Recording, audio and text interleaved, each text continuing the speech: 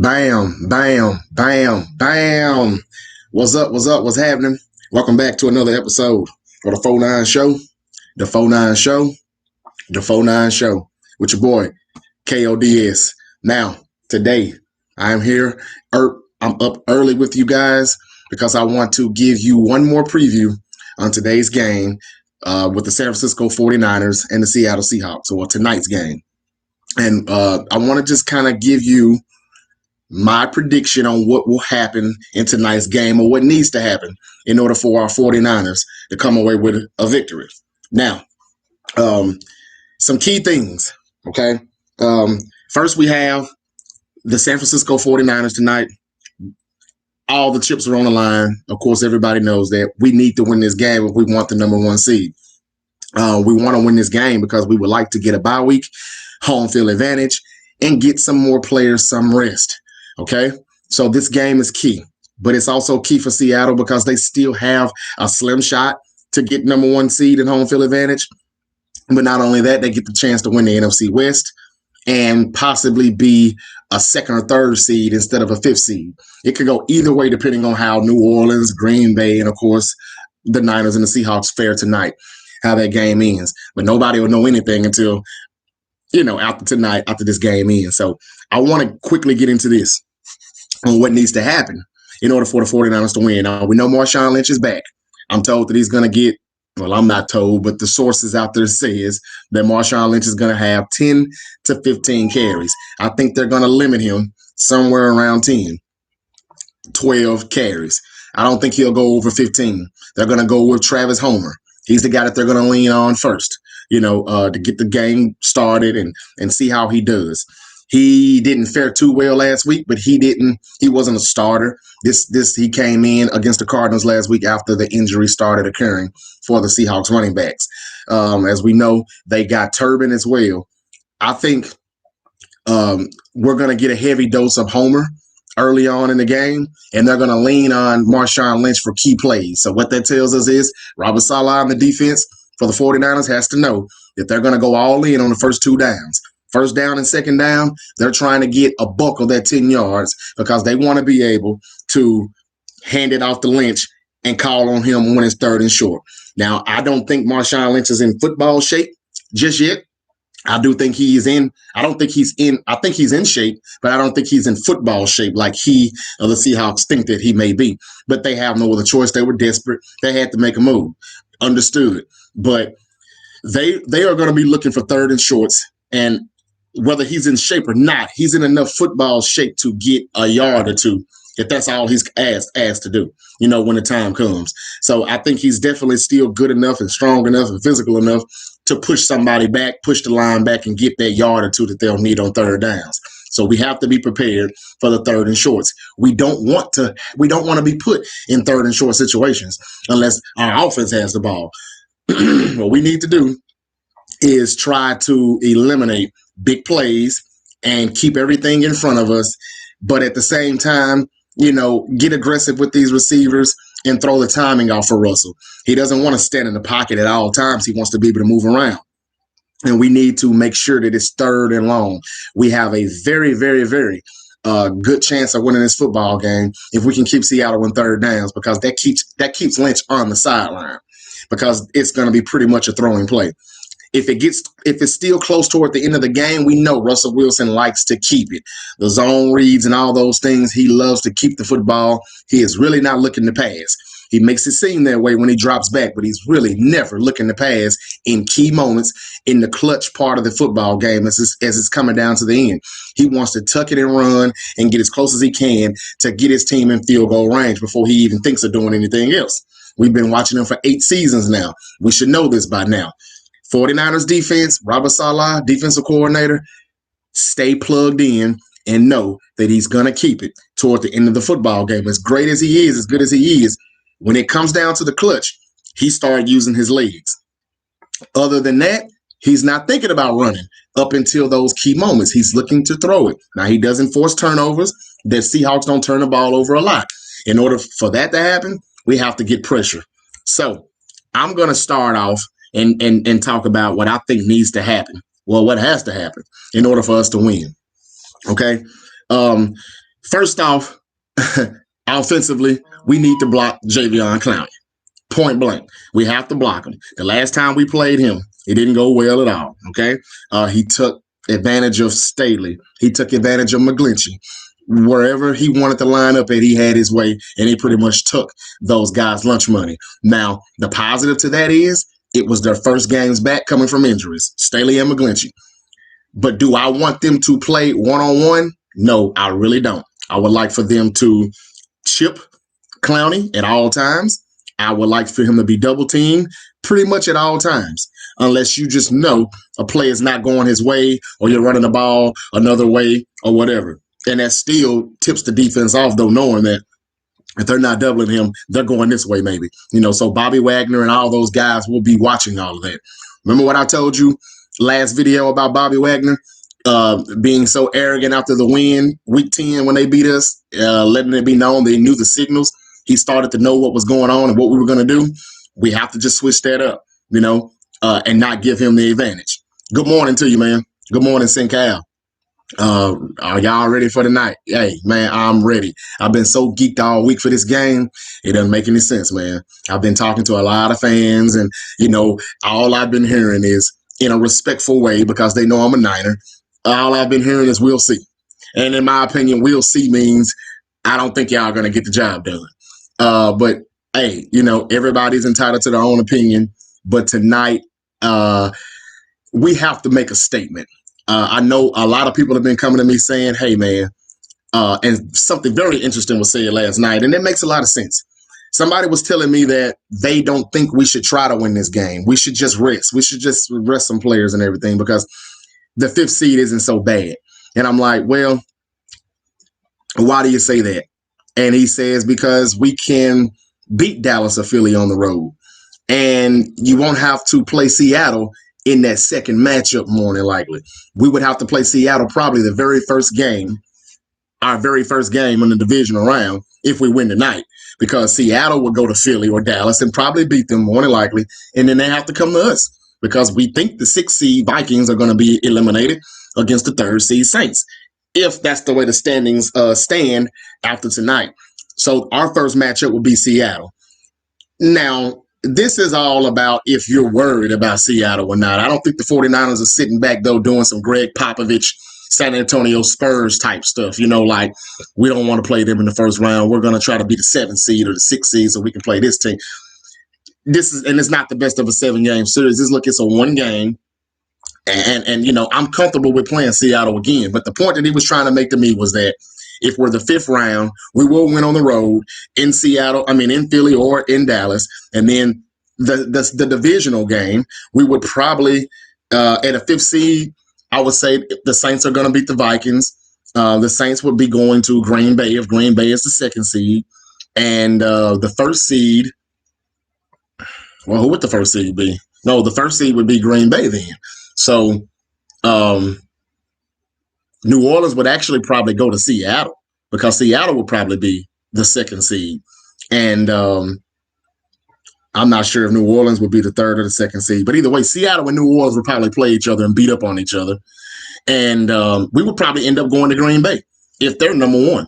And we would be the 5th seed. We've beaten Green Bay already. So we would beat Green Bay, more than likely, in Green Bay. And then we're in the NFC Championship game, and we would probably get to host that game, depending on who. No, we still wouldn't host a game at the 5th seed. We would be playing 2 or 3, who would be New Orleans or Seattle. But see, this is where it gets tricky. We would go to New Orleans if we're not the higher seed, or we would go to Seattle. And that's the reason why we need home field advantage.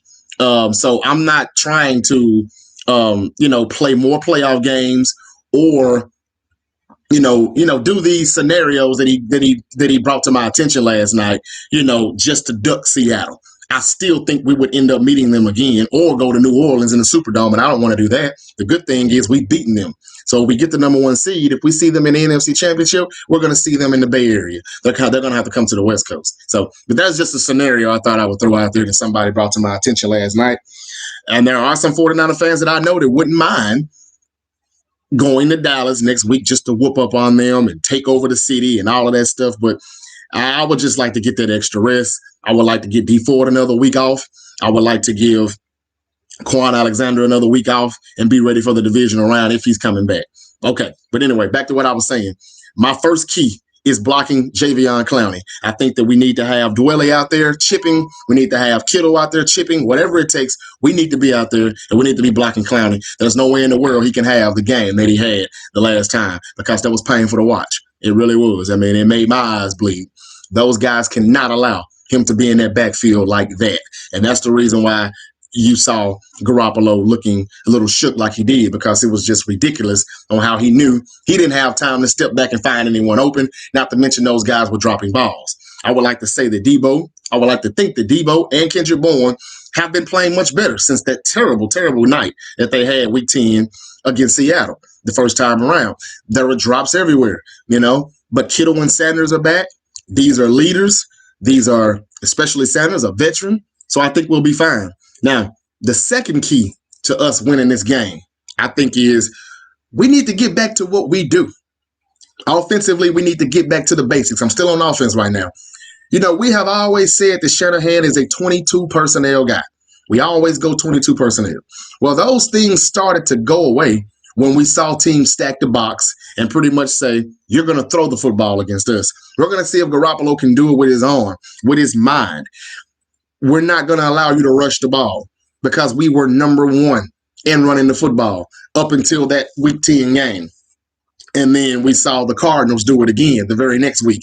And then, actually the Cardinals done it first, then the Seahawks done it. And then the Cardinals came back and they kind of did it again the second go around. So for 3 weeks in a row, we saw these teams stacking the box saying that we're not going to run. So what Shanahan has done is spread the offense out. We're playing more 3 wide receivers. We're playing less 22 personnel, spreading it out, trying to get some space. So when we do hand it off out of shotgun, we've got to, the box isn't stacked because you've got to, if there's 3 wide or 4 wide out there, the defense has to come back and they have to get in coverage. So that's what he's been trying to do, is get these people back, get them off the line of scrimmage. But we haven't ran the ball good since we had to make that switch. And what I don't want is for Pete Carroll and the Seahawks defense to force us to play a way we don't want to play. 22 personnel is our best formation. It's our best personnel. And, when we spread it out, it really makes Kyle Juszczyk, our boy Juice, irrelevant. He can't do the things that we need him for, and that's getting out there blocking, smashing somebody, getting pancakes, opening up holes for our running backs, Coleman, Mostert, Breida. We need those guys to be out there, and we need to attack. We need to be able to run the football. I say if they stack the line, which they will again tonight, and dare us to run the football, then I say we double dare them. Double down and say, okay, screw that. I'm just going to get another tight end. I'm going to bring my fullback out here. I'm going to be I'm just going to be in a bigger blocking set. That's just my opinion. This is the way we've been playing the past few weeks. It's not the 49ers identity. So I think that we really do need to tighten up and get back to what we do, because when we're in 22 personnel and the running game and we've got 2 tight ends and we've got our fullback, let's just see if they can stop us if we just put more blockers out there. Because when you don't play like that, you eliminate the play action. And the play action has been so good and so sweet to us. Those were our biggest plays earlier on in the season. And it's a lot of the reason why we were 8-0. Garoppolo did not have to do much because we were running so well and play action worked so well because of that. But you take that away if you're always in shotgun and you're spreading everything out. So they're looking for, the passes. They're prepared for it. They're ready for it. But we're doing this just so we can sneak some runs in here every now and then. And that's just not our game. That's not how we play. So I think we should just bring more blockers in the game. You know what I'm saying? 2 tight ends and a fullback. And, fake the run and throw the deep play action pass. If we do that, Kittle and Sanders are going to, now that they're playing, it's going to do its justice, and they're going to have to back off. And then we can get back to playing 49er football. That's my second key on us beating the Seahawks tonight. Let's go back to 22 personnel. If they stack the line, put more blockers in. Double down on that shit and just say we're running the damn football. And then you won't know when play action is coming. play action doesn't work as much when you're in shotgun all the time and you got everything spread out. Now, I'm not saying I don't like our chances if we continue to play the way we've been playing and winning with Garoppolo's arm. I just would rather for us to get back to the basics, and that is 2 tight ends, a fullback, and the running backs running through zone runs. We need to get that going again. That's what we need to do. All right. We also need to make sure that Ahkello Witherspoon doesn't lose the game for us. It seems like he's going to play. He's going to get the start, and he looked bad last week. All right. He hadn't looked that good in a couple weeks. Well, the last time we played Seattle, Mosley held his own. He did pretty good. Sherman was on Metcalf for the most part. Sometimes they moved around. But either way, Mosley was doing his thing. Tyler Lockett didn't have one of those big crazy games or one of those big crazy catches, big deep plays or anything like that. We kept everything in front of us, and we played a pretty good football game. The problem was we just couldn't move the ball offensively. We were short of our weapons, of our veteran guys, our playmakers. But defensively, I thought we did all right, especially up until DJ Jones ended up getting hurt, leaving the game. That hurt because he was really, really, really coming up the middle in the interior. And, Russell Wilson, he was getting Russell Wilson. That was a very, very big loss for us, losing DJ Jones. A lot of key losses that we've had off that D-line that people are not talking about enough of. Will Sherman be tested? Nah, he won't. Russell Wilson, for whatever reason, still just has too much respect for him. He even said at the presser a few days ago that Sherman's one of the best to do it, at his position. One of the best to ever play the game at cornerback. So I don't see him really taking a chance. He didn't do it the last game. He didn't do it last year. So I think we're going to be fine on that end. Not because he is that good to shut that side down, because I don't think he's that anymore, but the respect that he gets from a lot of these quarterbacks, they're not going to try him. So we're not going to have to really worry about that side of the field, Cal. I think we'll be fine.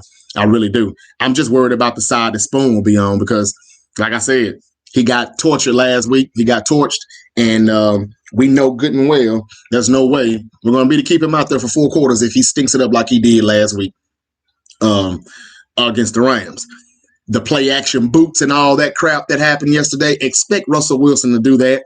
They're going to do a lot of it because, the film shows that you can get us like that. It took a while before we made the few adjustments that we made later on in the game where the coverages were better when Goff came out the boots. And, the play action boots and the screens, they're going to do it. They're going to do it to death. And we just got to be prepared for it. We got to contain the edges. We cannot let these guys get to the sideline or, have their way with us on those boots. We've got to contain the edge and we've got to stop crashing inside with our ends. We need to be ready for everything outside, and the boots and all of that is coming. The tape shows that is a weakness for us. And if Goff could do that last week, imagine what Russell Wilson will do to us this week. Tonight with it. So we have to be ready for that. All right. They're saying they got confidence in Ahkello Witherspoon. They're saying he's not happy with the way he plays, so they know he's going to bounce back. Blah, blah, blah, blah, blah. I don't care about that. I just want him to play better or get out or get to the sideline. That's my thing. Witherspoon, he just hadn't done what, I would like to see him do. Now, Mosley, this is his numbers last time they played Seattle. He recorded 10 tackles and had 3 pass breakups. And held the Seahawks wide receiver DK Metcalf to just 41 receiving yards. See, I just said he played pretty good the last time. I don't know why they wouldn't go back to that, but I can assure you one thing. If Witherspoon continues to struggle, the Niners should be quickly to bench him and bring Mosley out there. And that's what I think will happen. That's what I think should happen. Now, defensively, a key to us winning this game, we need to keep Russell Wilson in the pocket. All right? And the only way you can keep Russell Wilson in the pocket is if you contain your edges, stay in your lane, just stay fundamentally sound. Don't try to be a hero and do things that you really shouldn't be doing because you think you're going to be able to blow this play up or whatever. No, you need to just stick to the game plan, but also be able, Salah has to make adjustments during the game when needed. And what I don't like about Salah is that he doesn't like to make adjustments during games.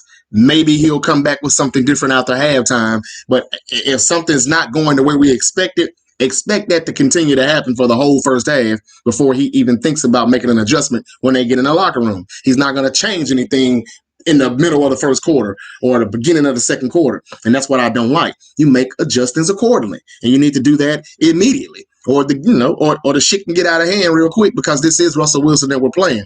And even though I know we're the better team overall, this is Russell Wilson we're talking about. He's won a lot of games this year just because he is that dangerous. They had a lot of close games. Some games they won they shouldn't have won. But he's the reason why he keeps these games close and he keeps them alive. So, we sacked Russell Wilson 5 times earlier this season when we played them. Now, a lot of this was before DJ Jones left out the game, though.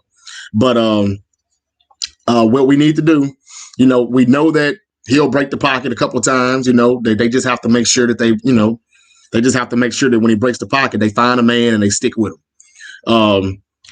So I think that the front, it has to be relentless in that pass rush. And, they have to understand that the plays, is not over until the whistle blows. That's the main thing that they need to do. That's the main thing that they need to understand. Stick with your guy until the whistle blows, because Russell Wilson always finds a way to pull the rabbit out of the hat. And we need to keep him in the pocket. Remember, he's 5'10".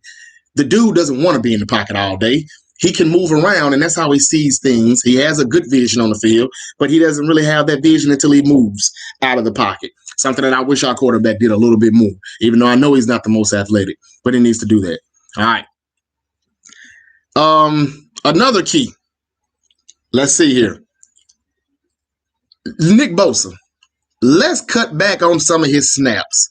An interesting thing that I was reading the other day made a lot of sense to me, and it was talking about how Bosa, Buckner, and Armstead played better once they got a few reps off. Once they got a few snaps off. You notice Bosa has been playing like every damn snap, and I respect him for that, and I appreciate it as a fan watching. But he's dog tired, man. Even as a rookie, he's tired. He's been out there every play, and he's had to, because there's no other pass rush on the other end with D4 being out and everything. But if you can give him a few snaps off like we tried to do Saturday night, it seems like there's another burst of speed. There's a little bit more energy. And these are the things that we need when they come in. See, the plan was to have a lot of depth on our D-line and get those guys some plays off. And then when the passing downs came, pin your ears back and go rush the quarterback. And it was like they were coming full speed ahead because they weren't tired. Bosa is tired from playing all of these snaps. And again, we haven't had a bye week since week 4. That's a long time ago right now. It really seems like a long time ago with all the injuries and everything. And the tough games, how we've been battle tested the past 4 or 5 weeks, 6 weeks. It has been very, very, it's took a toll on us, and it's been very, very exhausting. So I think Bosa needs to take some plays off. I know you all are thinking, well, we need Bosa out there every play. What good is it going to do him to play 60 snaps, 50 snaps if he isn't fresh? I would rather him play 45 snaps out of 60 if he can give me more production when he is fresh on those 45 snaps, or 30 out of 45, whatever. I don't know if 60 snaps is too much or too low. I'm not sure. So don't get on me on that when I'm not really sure. I'm not saying that our defense is going to be on the field a whole lot more than Seattle's. I'm just saying that he needs to play about 90% of the snaps, not the whole 100%, because I think that if he's fresh, he will be a lot better. And when I read an article earlier this week, it made a lot of sense to me. And I specifically heard those guys say they felt better. They felt relaxed. It's just been overwhelming for them to be out there so much like they have been. So it was very good that those guys got some snaps off so they could do their thing. So those are my 5 keys. I think that we need to give Bosa a few snaps off. We need to keep Russell Wilson in the pocket. Okay. We need to make sure that Witherspoon, doesn't lose us the game. So if he's fucking up, get his ass out of there and put in Mosley. We know Spoon can't play man coverage really. I mean, I would like for him to get up and jam his receiver, but the problem is with him is if he gets beat, he doesn't have the speed to recover. And Ward or, it needs to be Ward or Marcel Harris. It needs to be Ward, though. That safety needs to be there to protect him, before that big play happens, which I could see that being Tyler Lockett. And we don't need that to happen at all. Okay? So that one was my other key. And we need to get back to the basics on offense. 22 personnel. I think that if they stack the line and they say, you're not running the ball tonight, we say, fuck that. You got us fucked up. We're going to do what we normally do. We're bringing in more blockers, and we're going to double down on that. And we're going to say, stop it. Okay. We're showing you we're going to still do it. Stop it. Can you do that, though? Now, some more key things, in my opinion. Quadre Diggs. He's a very, very, very good safety. It was a good trade that they made to get him, but he's been dealing with an ankle injury, and he's been out for the past 2 games. He's questionable for tonight. If he plays, they're going to move him around. He's always going to be all over the field. He's going to be moving to the line of scrimmage. He's going to be dropping back. He's going to be trying to do all kind of things to fuck with Garoppolo's head and make him think he's going to do one thing but do the other. You're not going to know when he's coming on the blitz or when he's going to drop back in coverage, or if he's going to drop back and he's going to do a delay blitz. I mean, they move him around a lot. He's a strong safety who sometimes can play free safety. He does a lot of different things. I don't think he's playing tonight, though. So that would be a check off the list for Jimmy Garoppolo if he's not out there. He's questionable, but it's not looking like he's going to be able to suit up. Okay? Let me talk about this guy here, Bobby Wagner. Bobby Wagner, I hope we expose his ass tonight. He got a little too cocky after the win in Week 10, saying that he knew our signals and things like that. Okay? Switch that up, Shanahan. Garoppolo, switch it up, throw him off, be ready. I hope to God, Bobby Wagner, they call on him to play man to man on George Kittle. I hope to God that happens. He's going to get toasted. Bobby Wagner is a damn good linebacker. He can run sideline to sideline. He's a good tackler. All of that. But his pass coverage, it's not all of that.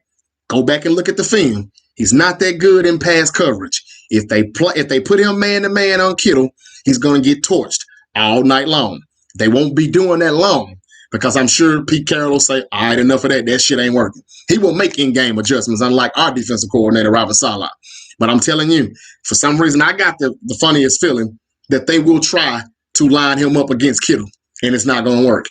I would like to see Kittle out there blocking, but I also would like to see him out there running routes, because he's our best player, and we need him out there running routes. But it all depends on how we block Clowney. That's why it's key. One of my keys where I said, don't let Clowney do what he did in Week 10. Like I said, the positive to that is that Staley and McGlinchey were on their first games back. But I also still think Dwelly or Kittle or both, switch it up, needs to help chip Clowney.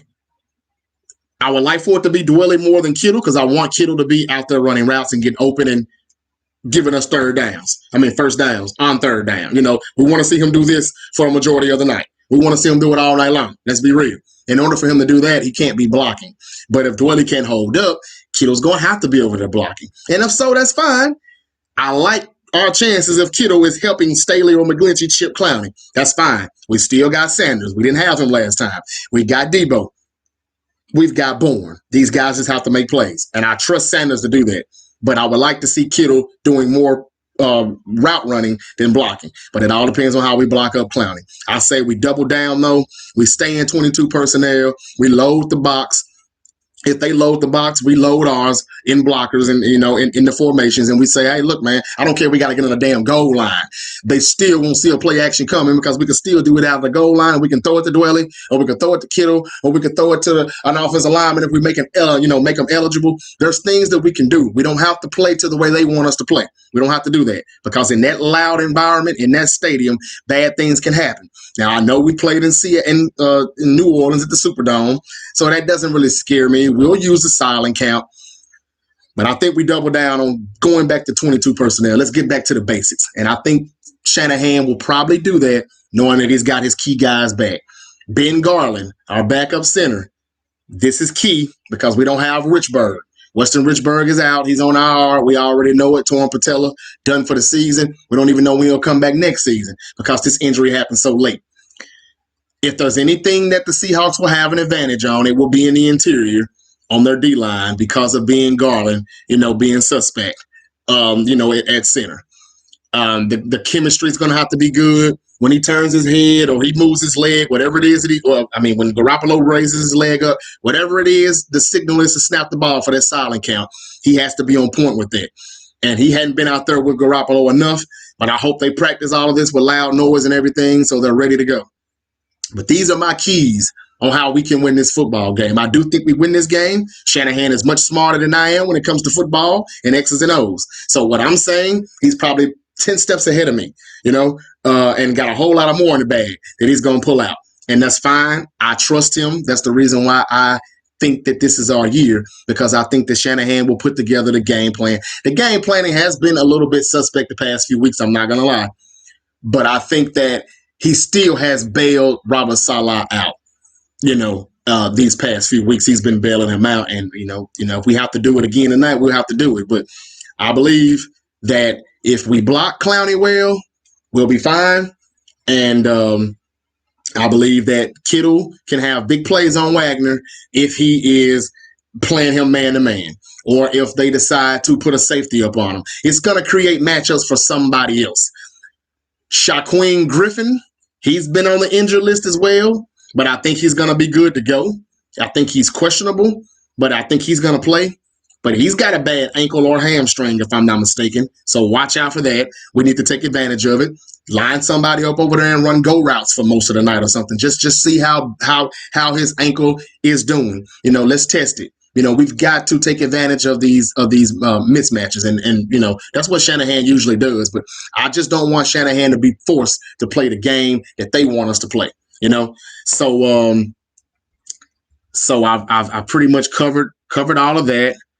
Let's see what else I got here. And look, my final score. I said 31-27 my last video, and I kind of want to stick to 31-27, but I want to say that we can beat them by 10. It's just that I'm not sure how we're going to come out and play. And then however we start out playing doesn't mean like we're going to do that the entire game, because, Shanahan will make adjustments, during the game. It didn't have to be out the halftime. I would like to see Mostert start the game. I don't know why we always have to start Coleman and he gets like the first 2-3 carries or the first drive he's out there. But I wouldn't mind if we just said, hey, man, we're starting most of the night. Coleman is cool when he's got a big hole and everything, but he doesn't see the field like Breida and Mostert does, in my opinion. So let's stop playing around with it, and let's get all three of these running backs playing. Let's get Breida some snaps tonight. Okay, it's time to get him back in there and let him go in. I think he should be fine by now. I know that was probably some of the plan to not put him out there if they didn't just need him, and Mostert's been killing it. I get it, but I would like to see more of Mostert and more of Breida and a little bit less of Coleman, because I just don't think he sees the field like those guys. That's pretty much it. I think the 49ers are going to win. This is a big game. It's the game of the year. It's the game of the day, the game of the week. Tonight, NBC, 8 o'clock, 8:15 Eastern, 7:15 Central. We're locked and we're loaded. We're going to be ready. I think this is a big game, and we got to make the statement, but I think we got it.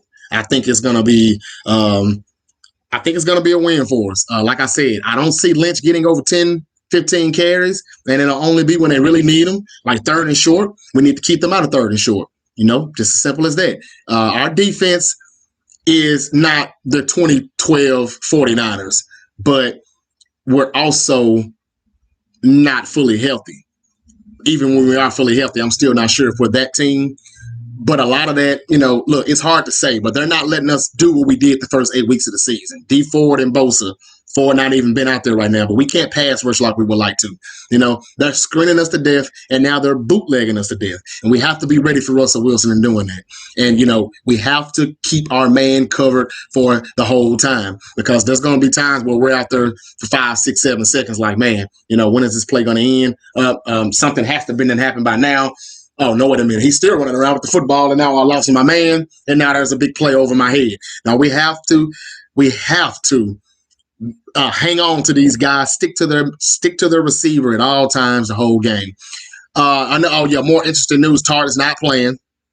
He started practicing through the week, so we thought he was going to be a go, but he's not. So Marcel Harris is out there again tonight. So no Tart. Again, we know no D Ford. And Julian Taylor, if I didn't speak about that the last video, he tore his ACL in practice. He's done for the season, just like that. We did activate Kevin Givens from the practice squad. He'll be taking Taylor's spot.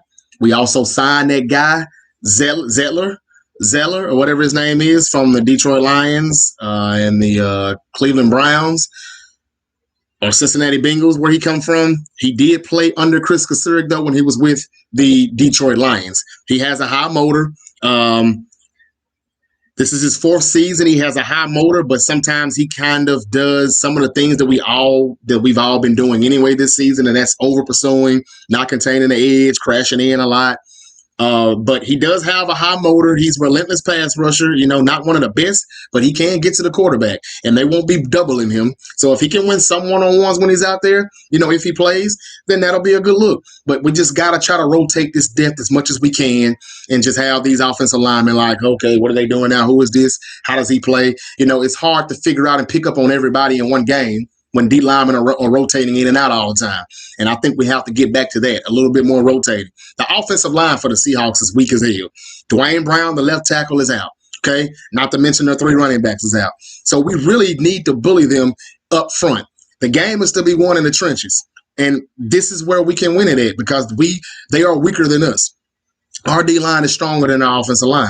And on the flip side, our offensive line should be better than what it was the last time we played against them. And with Kittle and Dwelly, who can come help chip the edge, I think we should be just fine. Their D-line is pretty good. It's okay. But Clowney is the only one that I'm worried about. But I think we can take care of that with the chipping. Ben Garland is another issue in the interior. But if he can hold his own, we'll be just fine.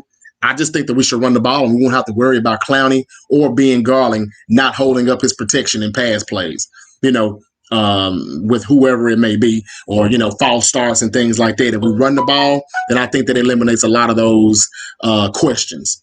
Okay. So that's pretty much it, guys. I've already, talked for nearly 40 minutes already that fast. It's early, so I understand, some people are not up yet. And on the West Coast, hell, it's still only, 7:45 out there. It's 9:45 my time right now. So, yeah, I started early, but I wanted to kind of talk about this game before, the 12 o'clock games kick off, the first, noon games. And, tonight is a big night, man. I've been waiting for it all week. People really think that Seattle can beat us and will beat us just because of what's been going on for the past, 8 seasons. And I understand, but it has to come to an end at some point. And I think tonight it comes to an end. So that's it. Another interesting thing, though, real quick, the cap, creating cap space in 2020. Teams can do this around this time of the year. And what happened was there were several players that had the contract. We worked yesterday. It was the last day to do so, to make use of 2019 space. And the 49ers made their list out of 7 players. Well, out of some players, 49ers center, Weston Richburg, who was on IR now, he, whatever they done, they're not explaining really exactly how they done it, but they have worked some extra cap space by restructuring his contract. So they reworked Richburg's contract. When I get details on exactly what they did and how much they, created cap space wise, I'll get back to you on that and let you know. But that's pretty much all I got, guys. I gave you 5 keys on how we should win. And, I think that is how we're going to win the game. That's just all there is to it. We need to do that, and we stick to that. And if we make adjustments when needed, Robert Salah, then we'll be just fine, So that's it, man. Kevin Givens, again, from the practice squad, has been activated since Julian Taylor went on IR. And this is a big game, man. This is a big game, and we need this win. And I think we get this win, and we get people to rest another week. And D Ford comes back, we know, and hopefully Quan does come back. He has been one of the most active players I've ever seen in my life who was on injured reserve. He's been one of the most active players with his fan base and with his teammates.